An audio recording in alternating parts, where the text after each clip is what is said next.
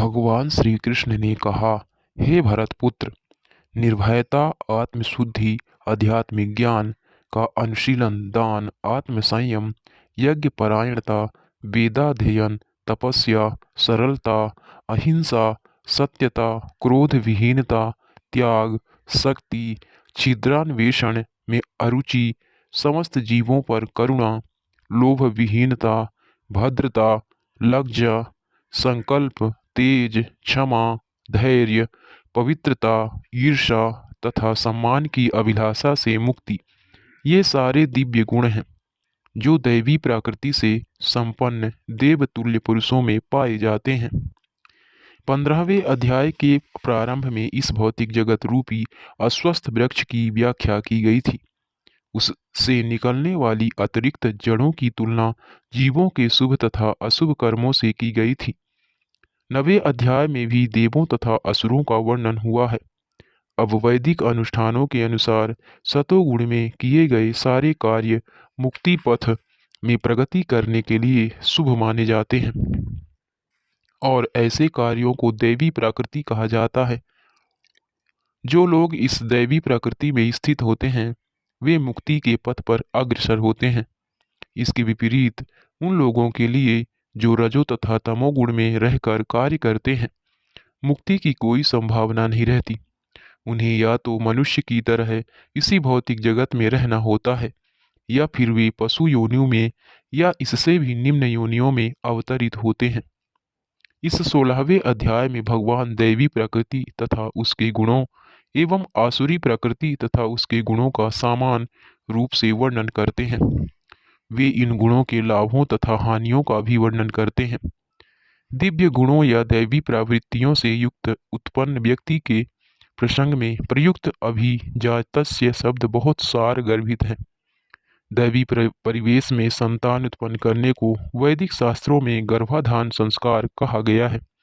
यदि माता पिता चाहते हैं कि दिव्य गुणों से युक्त संतान उत्पन्न हो तो उन्हें सामाजिक जीवन में मनुष्यों के लिए बताए गए 10 नियमों का पालन करना चाहिए। भगवत गीता में हम पहले ही पढ़ चुके हैं कि अच्छी संतान उत्पन्न करने के निमित्त मैथुन जीवन साक्षात श्री कृष्ण है। मैथुन जीवन गर्हित नहीं है। यदि इसका श्री कृष्ण भावनामृत में प्रयोग किया जाए, जो लोग श्री कृष्ण भावनामृत में हैं, कम से कम उन्हें तो कुत्ते बिल्लियों की तरह संतानें उत्पन्न नहीं करनी चाहिए। उन्हें ऐसी संतानें उत्पन्न करनी चाहिए जो जन्म लेने के पश्चात श्री कृष्ण भावना भावित हो सके। श्री कृष्ण भावनामृत में तल्लीन माता पिता से उत्पन्न संतानों को इतना लाभ तो मिलना ही चाहिए। वर्णाश्रम धर्म नामक सामाजिक संस्था जो समाज को सामाजिक जीवन के 4 विभागों में एवं काम धंधों अथवा वर्णों के 4 विभागों में विभाजित करती है, मानव समाज को जन्म के अनुसार विभाजित करने के उद्देश्य से नहीं है।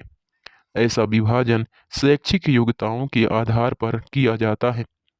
ये विभाजन समाज में शांति तथा संपन्नता बनाए रखने के लिए है। यहाँ पर जिन गुणों का उल्लेख हुआ है उन्हें दिव्य कहा गया है और वे आध्यात्मिक ज्ञान में प्रगति करने वाले व्यक्तियों के निमित्त है, जिससे वे भौतिक जगत से मुक्त हो सकें। वर्णाश्रम संस्था में सन्यासी को समस्त सामाजिक वर्णों तथा आश्रमों में प्रधान या गुरु माना जाता है। ब्राह्मण को समाज के 3 वर्णों क्षत्रियों, वैश्यों तथा शूद्रों का गुरु माना जाता है, लेकिन सन्यासी इस संस्था के शीर्ष पर होता है और ब्राह्मणों का भी गुरु माना जाता है। सन्यासी की पहली योग्यता निर्भयता होनी चाहिए, क्योंकि सन्यासी को किसी सहायक के बिना एकाकी रहना होता है। अतः भगवान की कृपा ही उसका एकमात्र आश्रय होता है।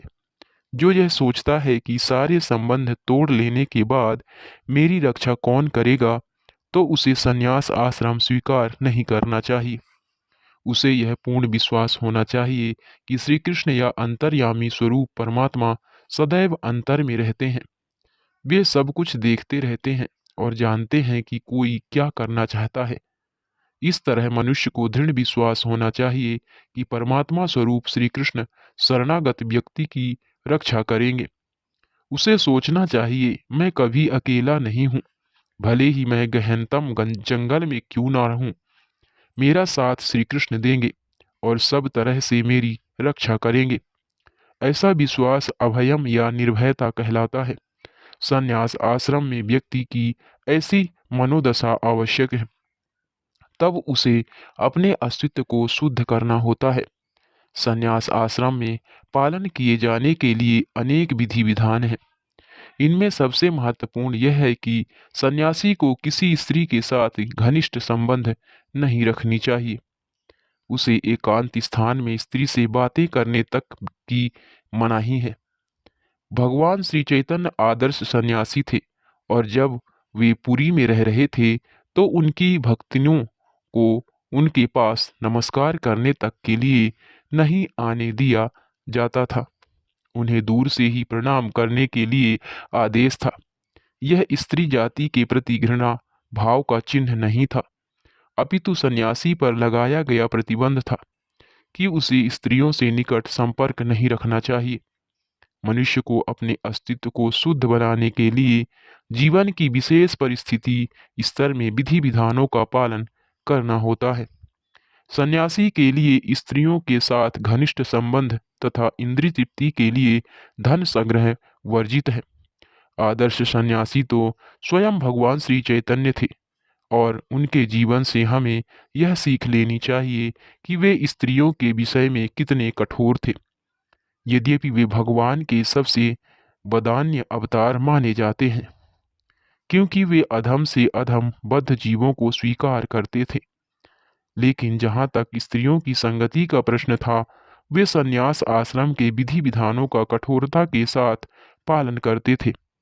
उनका एक निजी पार्षद छोटा हरिदास अन्य पार्षदों के सहित उनके साथ निरंतर रहा, लेकिन किसी कारणवश उसने एक तरुणी को कामुक दृष्टि से देखा। भगवान श्री चैतन्य इतने कठोर थे कि उन्होंने उसे अपने पार्षदों की संगति से तुरंत बाहर निकाल दिया।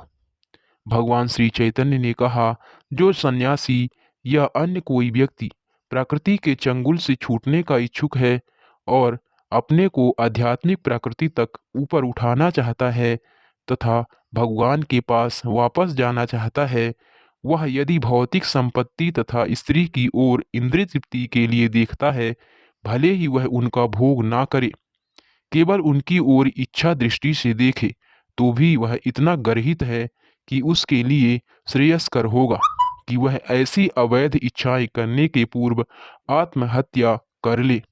इस तरह शुद्धि की ये विधियां हैं। अगला गुण दान है। दान गृहस्थों के लिए है। गृहस्थों को चाहिए कि वे निष्कपटता से जीवन यापन करना सीखें और कमाई का 50% विश्व भर में श्री कृष्ण भावनामृत के प्रचार में खर्च करें। इस प्रकार से गृहस्थ को चाहिए कि ऐसे कार्य में लगे संस्थान समितियों को दान दे। दान योग्य पात्र को दिया जाना चाहिए, जैसा आगे वर्णन किया गया जाएगा। दान भी कई तरह का होता है, यथा सतोगुणी, रजोगुणी तथा तमोगुणी में दिया गया दान।